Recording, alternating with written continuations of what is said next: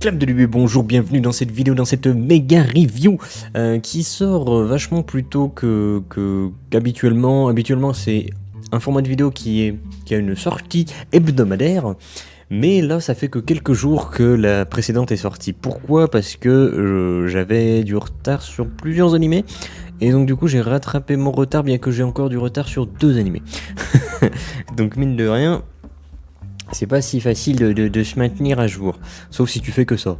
Oui, ça forcément après c'est facile. Mais là en l'occurrence, donc comme à mon habitude, nous allons faire une méga review, nous allons parler un petit peu de tous les animés que je regarde, donc pas tous les animés qui sont en cours parce qu'il y en a beaucoup trop, mais tous les animés que je regarde, les épisodes qui sont sortis depuis la dernière méga review du coup. Bon là c'est un petit peu spécial parce que j'avais du retard, ça vous avez compris. Il y a que 2 animés qui seront pas à jour, c'est Radiant où j'ai regardé un épisode mais j'ai toujours 2 épisodes de retard. Et Fate Grand Order où j'ai pas regardé l'épisode, j'ai pas eu la force. Honnêtement j'ai vu l'épisode sortir, c'était justement je crois il est sorti hier soir. J'ai pas eu la force. Et moi je l'ai vu, j'ai fait oh non, non moi je regarde pas. Donc ça sera une autre fois. Bref, donc il y a comme d'habitude un sommaire dans la description avec les timecodes pour vous rendre directement aux animés qui vous intéressent et aux épisodes aussi qui vous intéressent si plusieurs épisodes d'un même animé sont traités. Nous allons dans l'ordre, donc faire un petit sommaire verbal. Nous allons parler de Dr Stone, son épisode 23, Vinland Saga, son épisode 20, Radiant, son épisode 8, 2 épisodes de retard comme j'ai dit, My Hero Academia épisode 8, No Guns Life épisode 9, Kosho Heroes on n'en parlera pas parce que l'épisode n'est pas sorti depuis la dernière méga review, Nanatsu no Taizai Kamigami no Gekirin épisode 9, Sword Art Online Alicization Arc 3 War of Underworld épisode 9. Ah si, on parlera quand même de Fate Grand Order et son épisode 9, mais du coup j'ai un épisode de retard. Mais on parlera quand même de l'épisode 9 parce que j'avais déjà du retard sur la méga review précédente. Ok. Donc, sans plus tarder, on va commencer avec Dr Stone. Petite vidéo. Voilà. Petite vidéo pour introduire Dr Stone épisode 23. Et ça va être très rapide parce que cette fois-ci j'ai écrit rien à signaler, référez-vous aux précédentes reviews. C'était juste trop bien et puis c'est tout quoi. Dr Stone fait du Dr Stone. J'ai l'impression de dire ça toutes les semaines, mais à chaque fois il y a un petit truc à rajouter.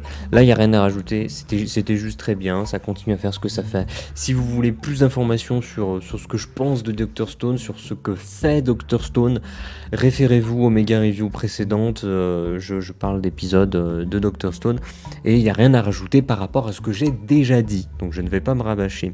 Et c'est pour ça que en très peu de temps, nous passons une nouvelle vidéo de 3 secondes de Vinland Saga. Voilà, pour son épisode 20. Alors Vinland Saga, j'adore Vinland Saga vraiment. En même temps Dr Stone aussi j'adore. C'est une bonne saison, hein. C'est une bonne saison pour les animés. J'ai un peu peur pour la saison prochaine. J'ai vu 2-3 trucs vite fait qui m'intéressent, mais sans plus. Donc Vinland Saga. Alors, son épisode 20, comme j'ai dit, j'ai 2 petites notes. Qu'est-ce que j'ai écrit ? Je m'en souviens plus trop, en fait, c'est le problème avec les méga reviews. Transition et machination, quelle belle scène d'échange entre le roi et le prince. Ah oui, c'est vrai que c'était cet épisode avec... ok, quand il revient, ok, d'accord, ok, je revois, tout est frais dans ma tête. C'est vrai que la scène était très très belle. Encore une fois, il y a un vrai taf au niveau de la réalisation dans Vinland Saga. C'est impressionnant, c'est un vrai plaisir à suivre à chaque fois ces épisodes.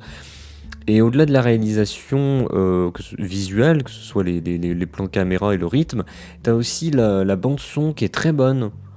Alors je suis pas musicien, je peux pas te dire en quoi c'est bien, mais en tout cas, elle est utilisée au bon moment, elle est utilisée correctement, et de ce fait, ça renforce encore plus la mise en scène. Et je tenais à mettre ça en avant parce que moi j'aime beaucoup les discussions qu'il y a entre le prince et le roi, où on se retrouve vraiment avec un aspect très politique où chacun a son objectif, tu vois, mais tu le dis pas parce que t'es politicien, donc tu ne dis jamais la vérité, tu ne fais que mentir. Et du coup, ils trouvent toujours des moyens détournés de continuer la discussion. Et donc, forcément, l'échange était super intéressant. Et puis, il y avait une tension derrière, parce qu'on nous disait, bon, bah voilà, à tout moment, ils peuvent se faire cribler de flèches. Bon, c'était vraiment très très cool. Puis en plus, ils ont fait en sorte d'écarter Torquel avant cette scène, pour justement accentuer le côté danger. Voilà, voilà. Donc, deuxième note. Je veux la suite. Franchement, ça se fait pas d'être aussi bien.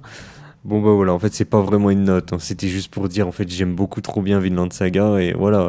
Euh, mais ça fait partie de ces animés où quand tu les regardes, en tout cas pour ma part, quand il y a le générique de fin qui se lance, tu te dis mais allez, ça fait 2-3 minutes je suis en train de regarder l'épisode, comment ça se fait? Enfin, c'est quoi, ils ont mis le générique de fin au milieu et en fait il va y avoir tout un truc après. Non, non, ça y est, c'est fini, ça fait 20 minutes mon gars que t'es devant. Tu fais ah ouais d'accord. Ah j'ai pas vu le temps passer. Et ben Vinland Saga ça fait partie de ces animés là. Donc moi c'est un des animés que je kiffe le plus cette saison, il n'y a pas à dire. Mais il avait été vachement bien classé dans les animés, dans le classement des animés d'été. Parce que justement lui c'est un animé qui a débuté en été. Donc quand je ferai le classement de cet automne, il n'en fera pas partie. Mais c'est un très bon animé, voilà. Donc c'est tout pour Vinland Saga, nous passons directement à Radiant avec une petite vidéo de 3 secondes.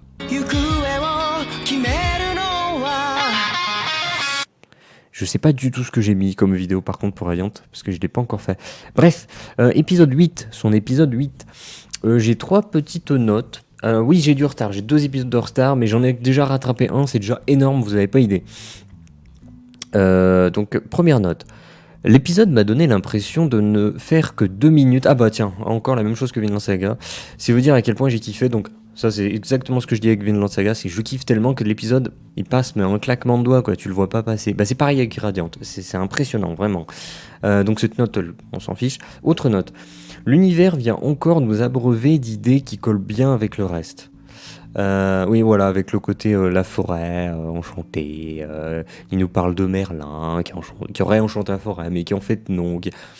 Voilà. Enfin, l'univers, encore une fois, que l'univers de Radiant qui est encore très mystérieux. Il y a beaucoup de choses qu'on ne sait pas, qu'on ne comprend pas, et qui continue d'épisode en épisode à s'approfondir, à ajouter des nouveaux éléments. Et pour le moment, on se sent pas perdu, on va dire. On se sent pas je saurais pas comment expliquer, tiens.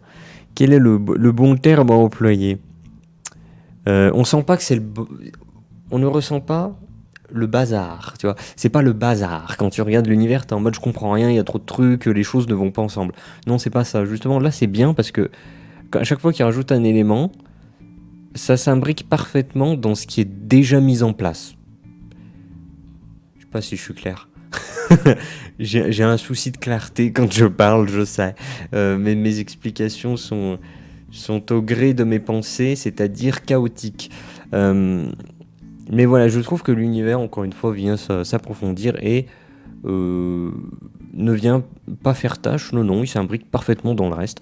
Donc voilà, c'était une petite note comme ça, juste pour souligner ce point-là. Et dernière note, je me suis déjà étalé sur la relation Seth-Mélie, donc référez-vous aux précédentes reviews.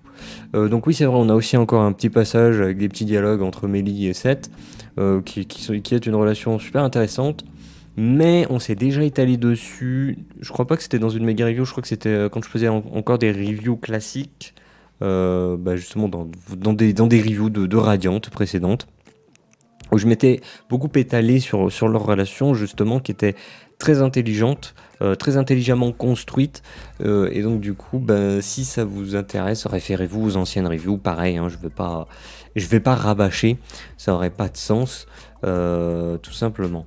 Et puis ça serait pas à propos, enfin quoi que si, ça serait quand même à propos, parce que là encore une fois, on a eu des échanges sympathiques entre les deux, mais pas autant que ce qu'il y a pu y avoir par le passé. Disons que là, c'est plus pas une conclusion, mais pas loin, c'est plus une conclusion de certains événements. certains sous-scénarios. Bon bref. Donc voilà, c'était tout pour Radiant. J'ai encore 2 épisodes de retard, donc il faut vraiment que je rattrape ça. Mais d'un autre côté, en fait, j'ai limite envie d'attendre que ce soit terminé pour tout me taper d'un coup et me faire un gros kiff.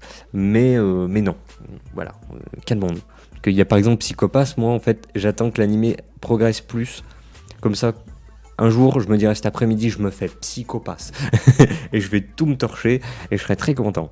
Donc voilà, en tout cas, c'était Radiant. Et nous allons passer à My Hero Academia avec une petite vidéo. Qui ne contient pas le logo d'ailleurs, mais j'ai pas trouvé mieux. Enfin, il y a mieux, mais ça me plaît. Donc on va parler de cet épisode 8, ce fameux épisode 8. Je sais pas pourquoi je dis ce fameux, bon, voilà. Donc l'épisode 8, j'ai quand même j'ai 2 notes, mais il y a une note qui est gigantesque. Donc j'ai une première note qui est quand même assez longue. Donc lisons ça. Petit aparté. Ah d'accord, ok. Non mais ça... M'en voulez pas, c'est juste que je suis très colère contre le site ADN. J'adore Wakanim, j'aime bien Crunchyroll, mais ADN, je ne peux pas supporter ce site. Alors du coup, j'ai écrit petit aparté. ADN, c'est de la merde ce site, les pubs par milliers, un lecteur qui parfois ne fonctionne pas du tout, et pour les pubs, ils font un truc illégal, c'est-à-dire passer une même publicité en boucle. Elles ne sont pas passables et durent super longtemps. Les couilles en or qu'ils doivent se faire, c'est indécent. Pardon. Voilà. Non, vraiment, en fait, quand je vois ce que fait ADN, moi, ça me scandalise. Alors déjà, j'aimerais bien voir leurs finances parce qu'ils doivent se mettre vraiment bien, les gars. Parce que déjà, un système par abonnement, c'est ce qu'il y a de mieux pour une entreprise. Mais là, en plus de système d'abonnement, ils te mettent des animés très populaires, accessibles gratuitement, avec plusieurs publicités de 30 secondes que tu ne peux pas passer.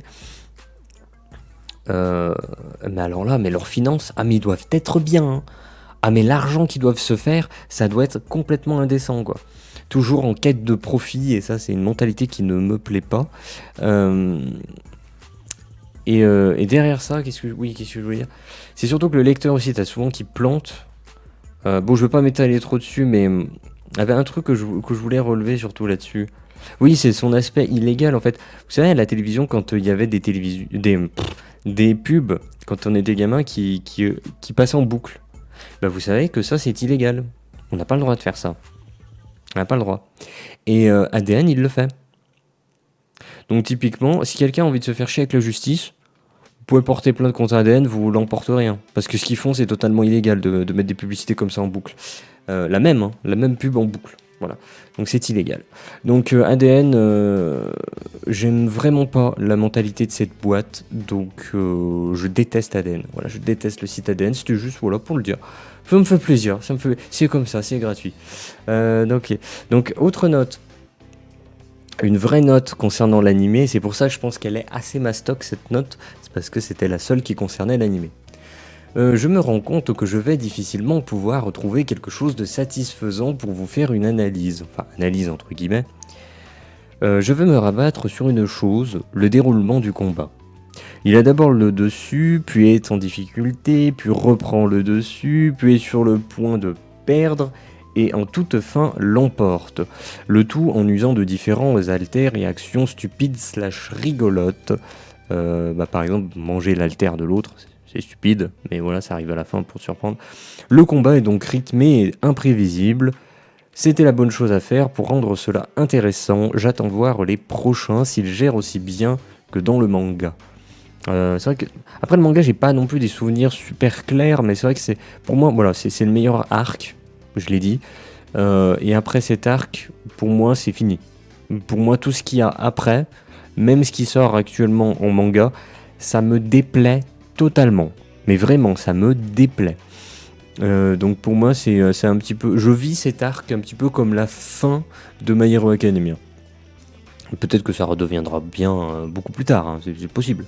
Et après, c'est pas parce que moi j'aime pas que c'est mauvais. Non, vous pouvez très bien aimer, c'est pas parce que moi j'aime pas un truc que voilà, faut que c'est gage, comment dire, je dis pas que voilà, My Hero Academia est mauvais, je dis que c'est pas quelque chose que moi je recherche, voilà, c'est pas quelque chose que je veux voir.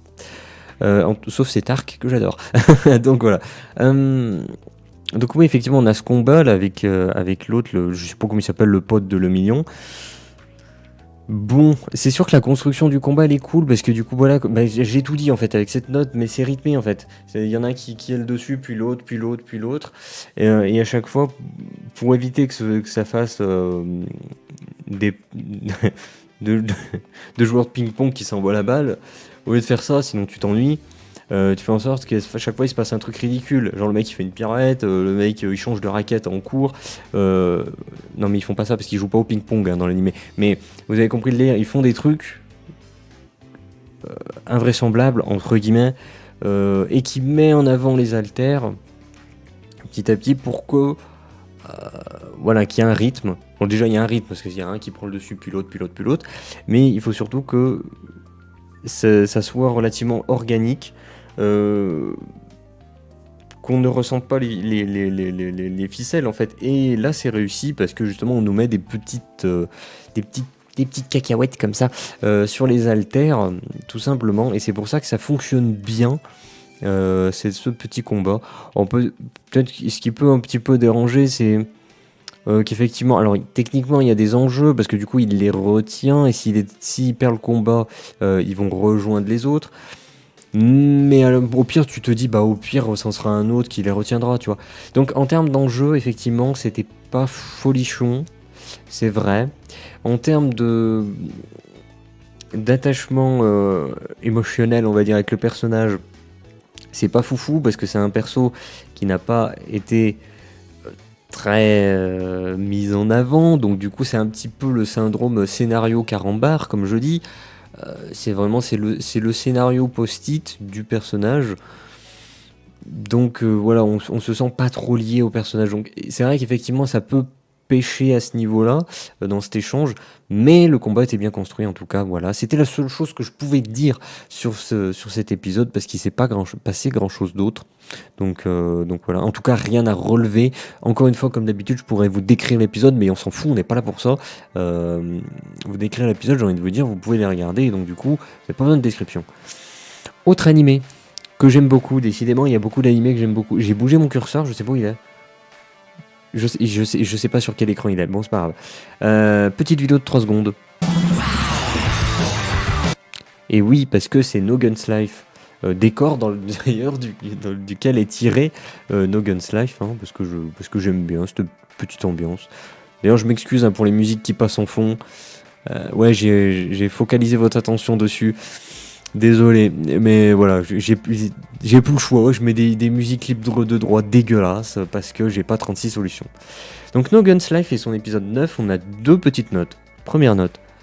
La grosse entreprise qui quelque part dirige le monde en ayant un lourd secret, le tout prenant place dans un contexte où les secrets et les manigances sont liés, ça se la joue un peu à la Psycho-Pass, mais en 1000 fois moins bien, faut pas déconner.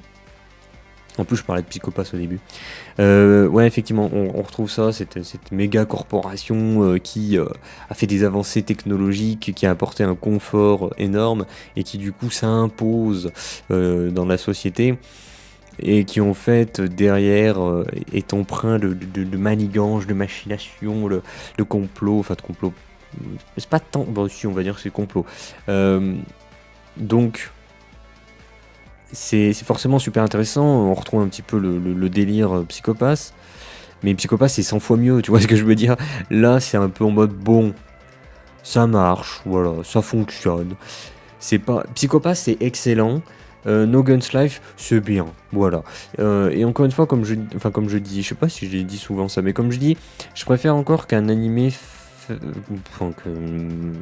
une production, que ce soit un animé, un film ou ce que tu veux, je préfère qu'il soit bon dans les catégories qu'il vise, plutôt que excellent dans un seul truc précis. Parce que tu peux être excellent, genre je sais pas, dans ton scénario, mais que ton univers est vraiment mauvais et ta narration est mauvaise. À ce compte-là, bah t'as beau avoir un bon scénario, c'est pas agréable à regarder. Donc je préfère qu'il soit bon un petit peu partout, plutôt que exceller dans un domaine. Mais s'il excelle dans un domaine et qu'il est bon dans le reste, là on est pratiquement on n'est plus du côté d'un chef-d'œuvre. Voilà, donc, et c'est encore une autre catégorie, mais moi je juge pas en tant que chef-d'œuvre, je juge en tant que soit œuvre, soit produit de divertissement. Tout simplement. Mais ça, c'est tout autre chose. J'ai une autre note, voilà, pour nous refocus. J'espère que ça n'a pas fait de bruit, j'ai bougé le micro. Autre note.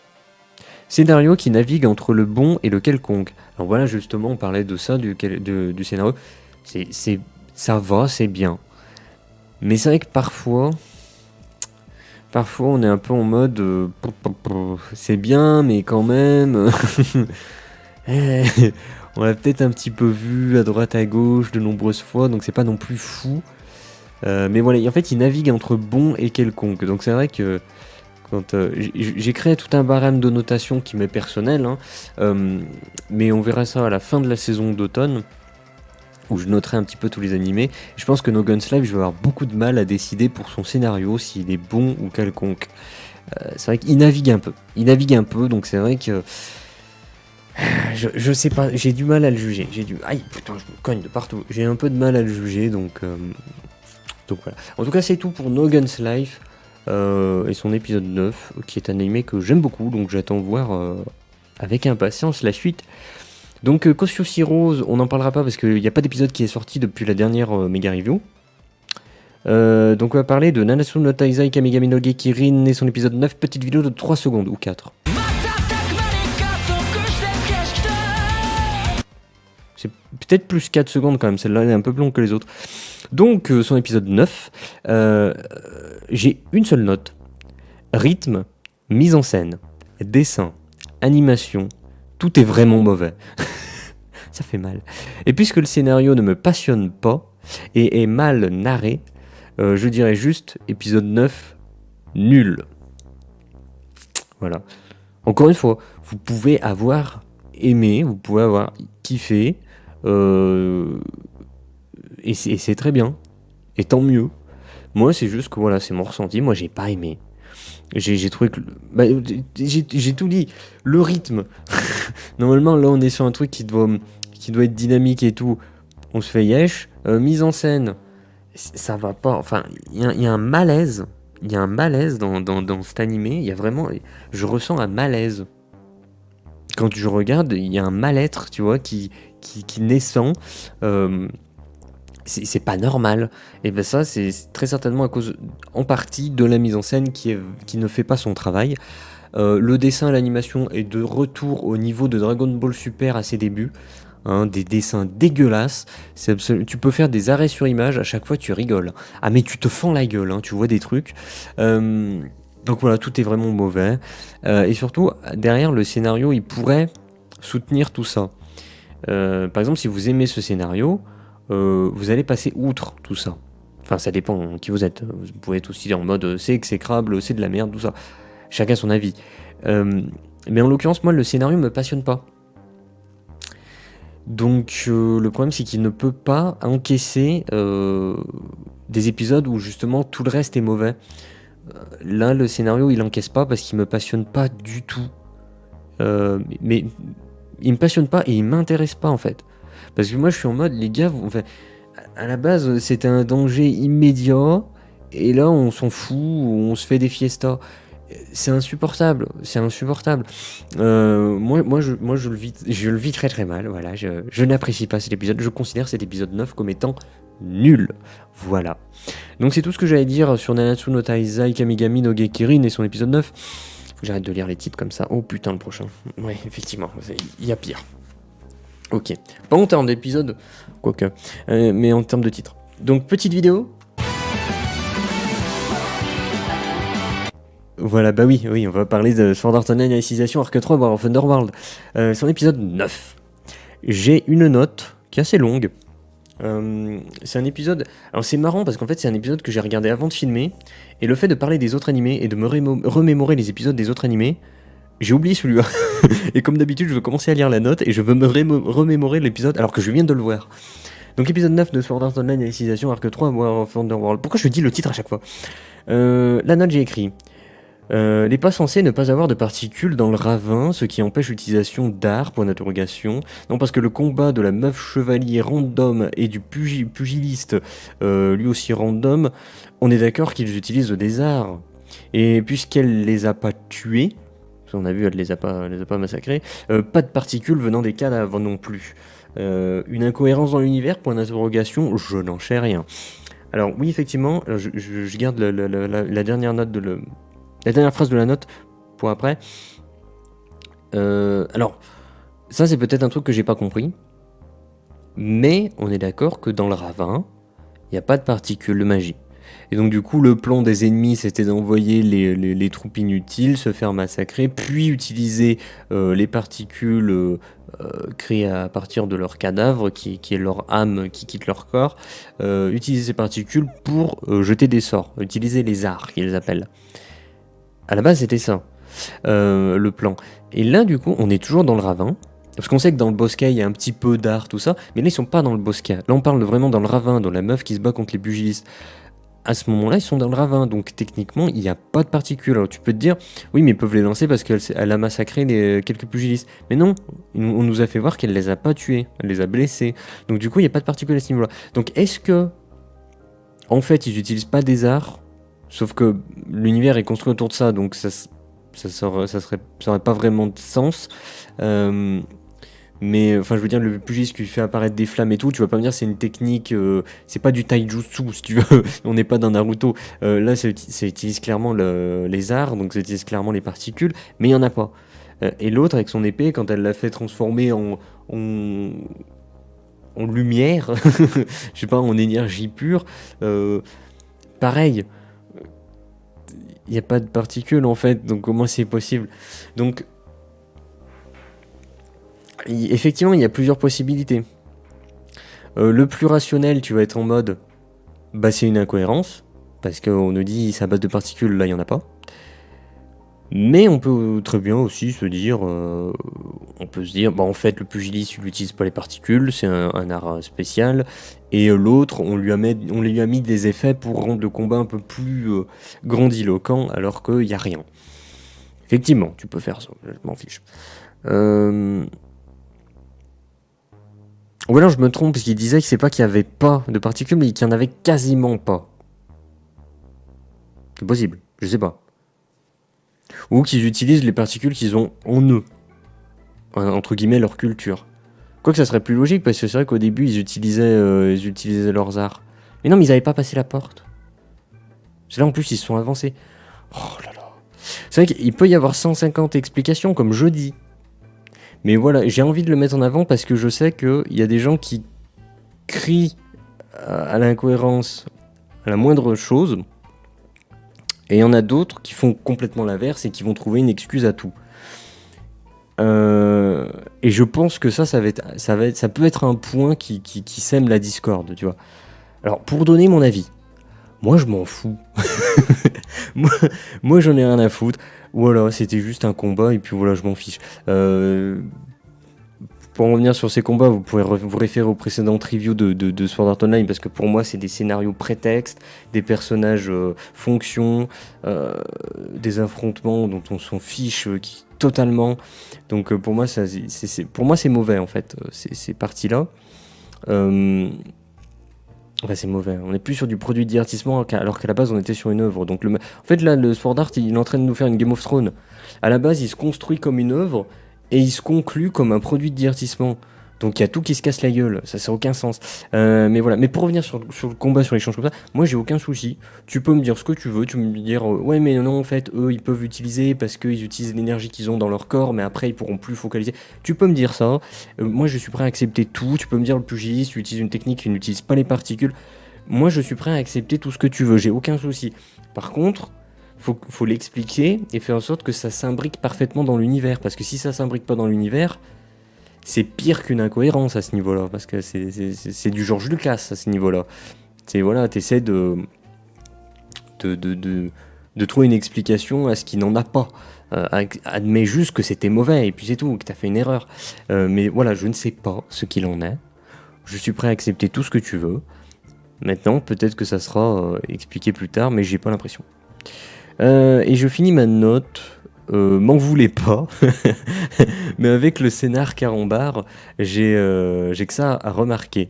Oui, effectivement, j'ai rien à relever sur l'épisode parce qu'en fait, C'est quand même l'épisode 9 là, les gars. Il reste 3 épisodes, parce qu'il y en a 12, je crois.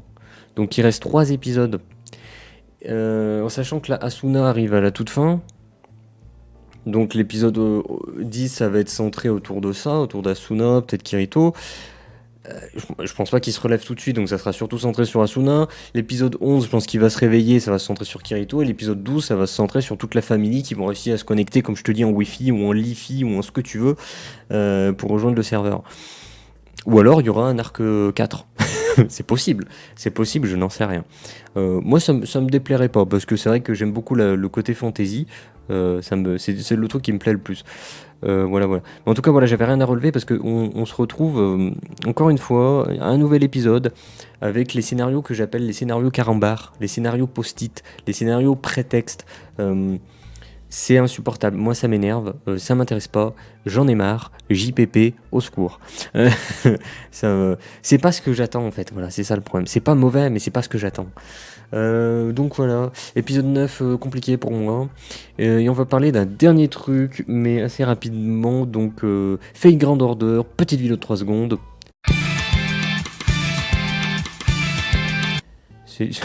Yoshi est fait. Donc, j'ai noté, rien à signaler, référez-vous aux reviews précédentes. Donc, je vais pas me répéter, j'ai déjà dit beaucoup de choses sur ce que fait Fate Grand Order. Si vous voulez avoir mon avis un peu plus approfondi, référez-vous aux reviews précédentes. Et seconde note, j'ai de plus en plus de mal avec le fait d'utiliser des choses déjà existantes, genre là, c'est l'histoire romancée de l'Antiquité. Ah, merde, ça peut être un sujet très vague. C'est quelque chose que j'ai remarqué, avec lequel j'ai de plus en plus de mal. Je me répète. Là, en l'occurrence, ça utilise l'Antiquité, donc les dieux grecs, les dieux... Bon, il doit très certainement y avoir des dieux égyptiens, je m'y connais pas assez. Ils utilisent toute cette mythologie grecque et autres, enfin toute la mythologie de l'Antiquité. Donc on a Ishtar, on a tous ces trucs, on avait eu Léonidas, on a eu plein de trucs comme ça. Et pareil avec le côté Japon, tout ça. Bon, je sais que les Fates, ça tourne autour de ça, parce que les servants reprennent ça. Ok, je veux bien, mais là, non seulement t'as les servants qui reprennent ça, t'as les déesses, t'as l'univers, là, ça fait beaucoup. Et en fait, sans juger le fait est qu'il fasse ça, enfin, pareil, il n'y a aucun problème, il peut très bien faire ça, il n'y a pas de souci. Mais en fait, je remarque que j'ai de plus en plus de mal avec ça, parce que je préférerais que l'animé crée de nouvelles choses. Je préférais que plutôt que reprendre une ville existante, enfin ayant existé, donc voilà, et forcément c'est romancé pour les biens du divertissement, plutôt que de reprendre quelque chose qui a existé, pourquoi est-ce que tu crées pas quelque chose de nouveau ? Je comprends l'intérêt de reprendre quelque chose qui a existé. Par exemple, tu reprends Léonidas, bon bah tout de suite ça te parle. Tu mets Léonidas devant le mur, tu dis ouais il va le tenir, jamais il va tomber. Parce que ça va te parler. Ça utilise ton bagage culturel en fait. Ça utilise ton bagage culturel pour... ça pioche dans ton bagage culturel à toi des choses que tu connais pour faire en sorte que tout de suite tu as un avis rien qu'avec un nom. Rien qu'avec un nom, tu as vraiment tu vis la chose différemment. Voilà, on te dit Léonidas, bon, tout de suite tu penses guerrier, extrêmement fort, qui va tenir la ligne, il va jamais reculer. Ça te pioche dans ton bagage culturel. Alors je comprends l'intérêt de faire ça. Je comprends parfaitement l'intérêt de faire ça. Pareil avec Gilgamesh, tout ça. Le problème, c'est que moi en fait ça me dérange, parce que je préférerais que tout soit créé, tout soit nouveau, qu'on découvre. Voilà, que des choses nouvelles. À la rigueur, tu peux réutiliser les noms ayant existé, pour que les noms aient un pioche dans ton bagage culturel, pour que t'aies un avis tout de suite sur ce qui va apparaître en te basant uniquement sur son nom. Et justement, tu peux jouer avec ça.